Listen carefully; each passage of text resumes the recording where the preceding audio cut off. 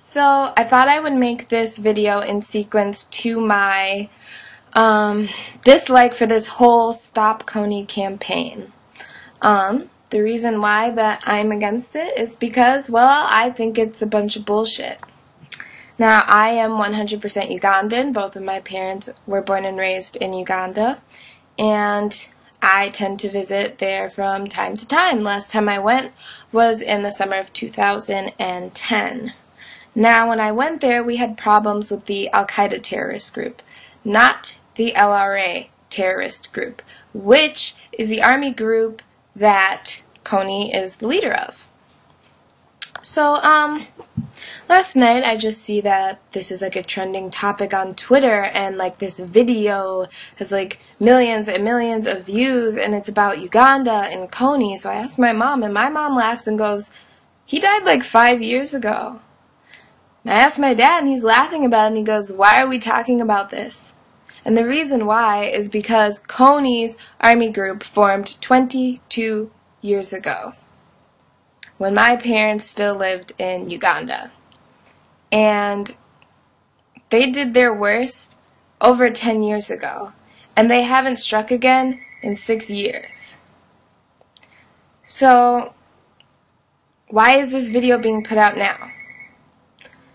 And the whole thing is to stop Kony when we have the U.S. government and other national governments interfering, and they have been since 2008, and they still have yet to find Kony.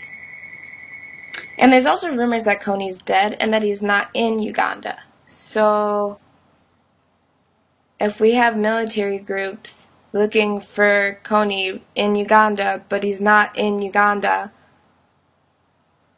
what are we doing?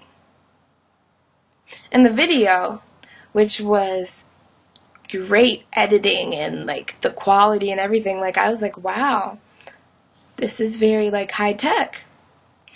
I looked into the Invisible Children. They make over $13 million a year as a company, and 31% of their donations actually go to the causes. And the donations that Invisible Children would send would have to go to the Ugandan military to help fight off Kony. But if Kony is not in Uganda, the Ugandan military can't cross into other territories. So what would they do? And I always talk to my brother, who's never left Uganda, and my grandmother, one of my grandmothers, both of them still live in Uganda as well. And every single time that I have been there, and I usually stay there for months at a time, not once did they ever mention Kony. So why are they making it seem like Uganda is one big hellhole because of Kony? Because it's not. So this video isn't really giving you the correct information. So before you go out and you're like, "Stop Kony 2012," and change your Facebook profile picture and make all these tweets about Kony, you should probably educate yourself. I mean, you shouldn't base it off of one YouTube video that a guy makes $90,000 a year for making these videos. He doesn't make it because he flies around the country and feels bad and decides he's going to sit at home and make this fantastic video to hope to make the world a better place. No, he is making a great living off of this. I mean, it's great if you want to send donations to anywhere for any causes, but you should probably do that through somewhere more trustworthy, like the Amnesty International. And then it's like, what happens to the other causes like Darfur, that AIDS movement, the Red movement, that kind of just went away? And then what's going to happen? How long is this going to last? Are we going to care about Kony until we actually get him?